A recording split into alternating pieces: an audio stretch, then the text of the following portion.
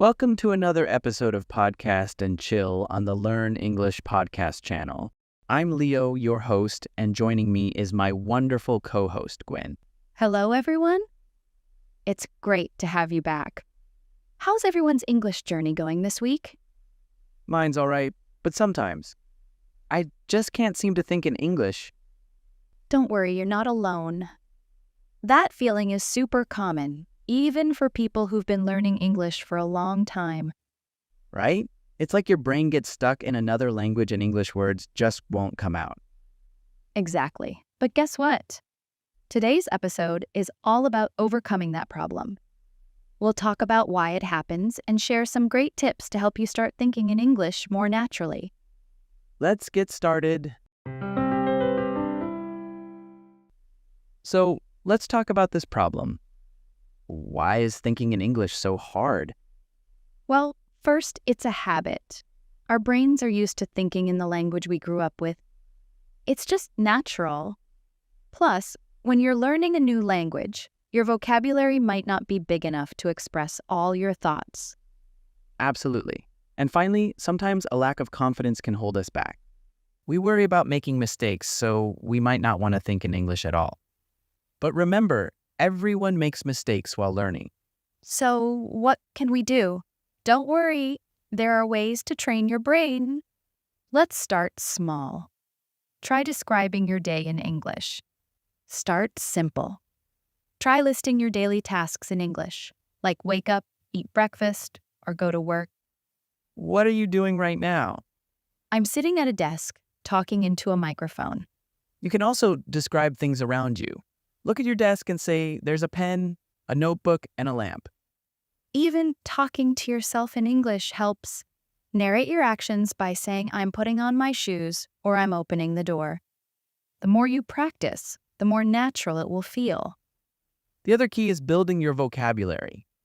The more words you know, the easier it will be to think in English. There are lots of ways to learn new words, flashcards, apps, or even writing them down and using them in sentences. This means you look at the cards again and again, but not too often. You look at them a little bit apart. This helps you remember the words better. You can find lots of information about this on the internet. It's really helpful. It's important to start slowly and build up your word list. Try to use new words every day. If you do this, you will start to think in English more and more. It will feel natural. Let's look at some words related to today's topic. Overcome, meaning winning against a challenge. Example, she overcame her shyness and started talking to new people in her class. Express, meaning show or tell someone how you feel or what you think. Example, he expressed his happiness at learning a new word. Confidence, meaning feeling sure of yourself and your abilities. Example, speaking English in public gave her more confidence. Narrate, meaning telling a story or describing things around you. Example, the grandpa narrated exciting stories about his adventures. Benefit, meaning an advantage or a good result. Example, learning English has many benefits, like making new friends and traveling the world. Does confidence help with thinking in English? Yes, confidence helps. When you feel good about your English, you're more likely to use it in your head. This makes it easier to think in English over time. Is learning grammar different from thinking in English naturally? Yes, grammar rules are like instructions for building sentences. Thinking in English is like using those instructions to have a conversation. You can speak English without knowing all the rules. Do you have any tips for beginners in English, Gwen? Of course. There is a method I really recommend for those who find it hard to think in English. It's called immersion. It means surrounding yourself with English all the time to learn it better. This means you try to listen, read, and speak in that language as much as possible. Start with things you enjoy. Read a simple story in English, maybe with pictures. Or listen to music you love with English lyrics. Singing along is a fun way to practice. Movies are great too. Watch a familiar movie with English subtitles to connect the words with what's happening. The more you listen, read, and watch in English, the more your brain gets used to the language. Okay, so you are surrounded by English. But how do you start thinking in English? This is where talking helps. There are awesome apps like HelloTalk or Tandem where you can chat with native English speakers. It's like making a friend who can help you practice. Don't forget about English clubs or online groups. Talking with real people in a friendly space is a great way to gain confidence and start thinking in English on the spot. Remember, the key is to keep practicing. Even short conversations help your brain get used to forming thoughts in English. Learning a language takes time, like growing a strong, beautiful tree. You wouldn't expect a tiny seed to become a giant tree overnight, would you? Exactly. So be patient with yourself. Be proud of yourself for the small wins. Did you understand a whole sentence today? That's a big deal. Did you ask for a coffee in English? Great job. Even tiny steps forward are really important. Write down your journey. This can help you see how far you've come.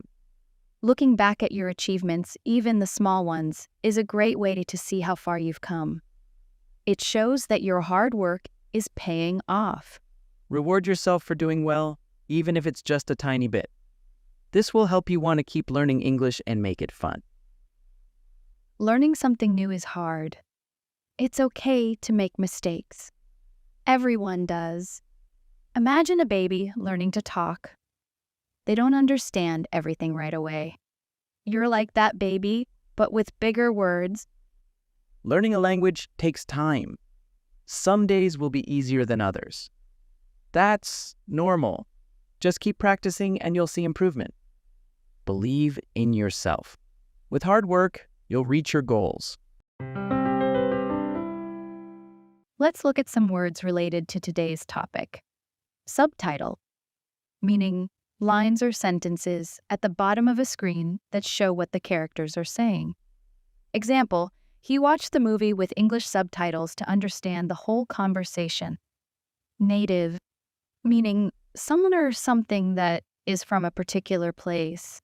Example, he is a native English speaker because he grew up speaking English at home. Achievement, meaning something good that you have done, which could be a success. Example, learning a new language is a great achievement. Patient, meaning being able to wait calmly without getting upset. Example, the teacher was patient with her students as they learned math. Reward, meaning something nice you give yourself or someone else for doing something good.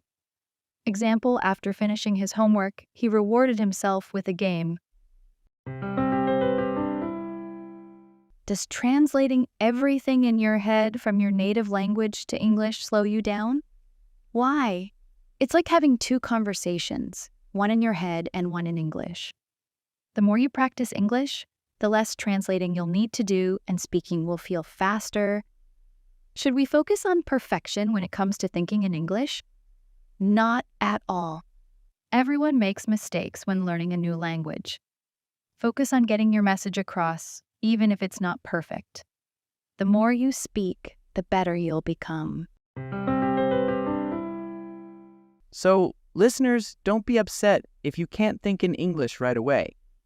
Keep practicing, celebrate your wins, and soon you will be thinking in English with confidence. Thank you all for being a part of this podcast's episode. Don't forget to check the free PDF in the description for more useful vocabulary. Goodbye, and we'll see you in the next episode.